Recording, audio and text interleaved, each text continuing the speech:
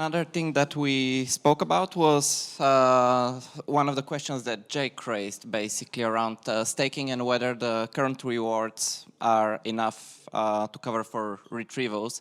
And we think they're not, just because at the moment rewards go only for storage, whether it's for few plus data, or block rewards are going to miners, storage providers who basically produce blocks. And now we need some other service, basically nodes, who are uptime 100% in general, and they give you back your data.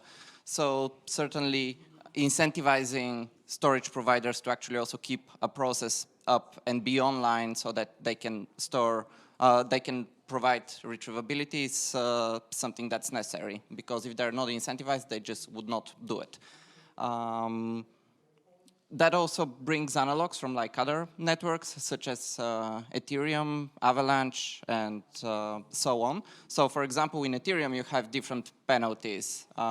If your validator is not up 24/7, every 5 minutes you get a small penalty, and you're losing a small amount of money. Whereas if you actually do something wrong, provably wrong, you get slashed and you get kicked out of the network. I think that's very similar to what should be happening also in Filecoin, because unless we can provably determine that a provider is doing something bad, we should really not be slashing them.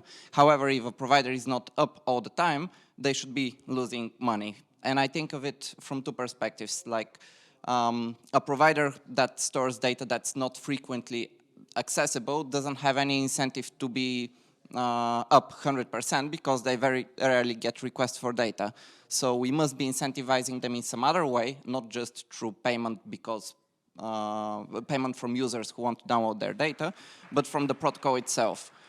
If they are not online when a user tries to retrieve their data, then we should get into this protocol of starting to prove with some probability that they are wrong and increase the penalty. So pretty much what Will mentioned, if you can't get your data through this mechanism of monitors, you should be increasingly getting like a bigger penalty towards your stake. So yeah, that's what we discussed.